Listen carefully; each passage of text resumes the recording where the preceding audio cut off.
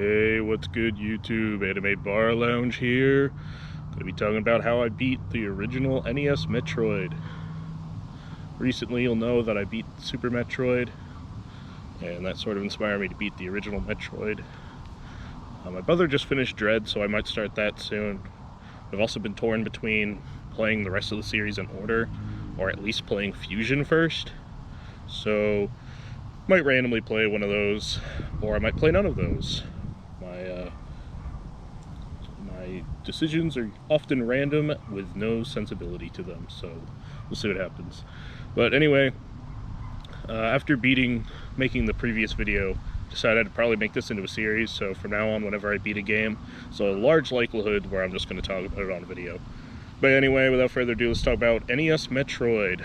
This is a game I started once a while ago, and similar to Super, I didn't beat, but unlike Super, instead of resuming where I left off, I decided to just start over, and had a few advantages playing original NES Metroid. Those advantages would be, I've played Zero Mission, and while I know that Zero Mission is basically a completely different game, the layout of some of the map is similar, so, you know, you have an advantage of, for example, knowing where, like, Brinstar Depths is. So you're not going in quite as blind, I would say, as someone who, back in the 80s, would have launched this game for the first time completely blind. The second advantage I had was by restarting, I kind of had a good idea of where things, especially upgrades, were. And then the third, this is the real advantage, I just looked up a map because this game is not as fun, in my opinion, due to just how hard and archaic it is without some sort of guide. So at least having a rough idea of where the bosses and upgrades are make this game go from not that great to at least kind of decent. But I think it's also important to have the context of what this game was intended for, which back in the day, games were, really needed to last, and they had to be really creative with how they did it. So I would compare this kind of like to the original Zelda, where if you have even a guide or map, yeah, it's not that hard of a game. But if you really just don't know what you're doing, you could take days or weeks to beat these games. And they kind of incentivize sort of writing things down.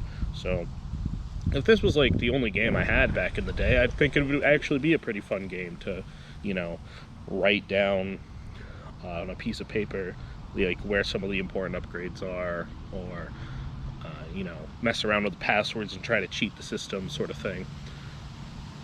But anyway, so when I first played the game on my previous attempt years ago, I got the Morph Ball, got the bombs, and attempted to go to Brinstar Depths, and then after that I got lost at Norfair.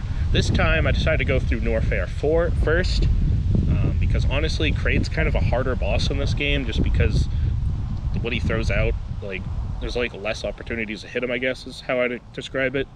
But this time I got the Morph Ball, got the bombs, got missiles, got Ice Beam, Long Beam, all that good stuff, and then I headed down to Norfair.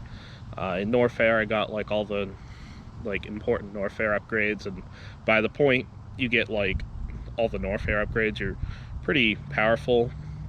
And Ridley's not that hard in the game, so that was the other reason I went to Norfair first, because you go through Norfair to get to Ridley's hideout, and Ridley's not that difficult in this game. You just shoot him with a bunch of missiles and call it a day.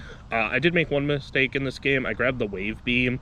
The Wave Beam sounded really cool, so I'm like, heck yeah, I want the Wave Beam, but honestly, I didn't realize this. The Wave Beam gets rid of your Ice Beam, and the Ice Beam is, I think anyone that played Metroid, this is true for a lot of games, the Ice Beam's just so good that, yeah, don't get the Wave Beam. Keep the Ice Beam.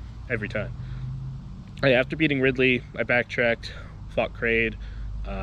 Music in this game's, NES can sometimes be rough, sometimes be good, but I'd say, honestly, NES Metroid's music, not that great. One exception being the Brinstar Depths or Kraid's hideout music, still really good. I do not think it's possible to make a version of the song sound bad. It sounds good on the NES, it sounds good on Zero Mission, it sounds good in Melee, it sounds great in Ultimate. I have yet to hear a bad rendition of the song.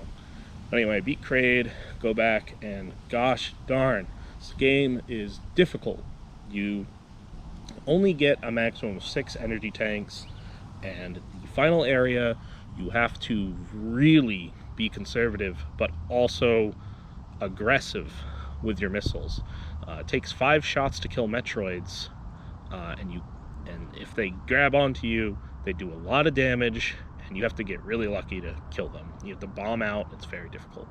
And then the final boss, Mother Brain, is actually, this is probably the hardest she's ever been, because you have to missile your way to get to her, and then you're on this little platform, and you have to just sort of launch a bunch of missiles into her while a bunch of like orby things are attacking you. And again, you don't have a lot of health, and you used a lot of resources and health to get here.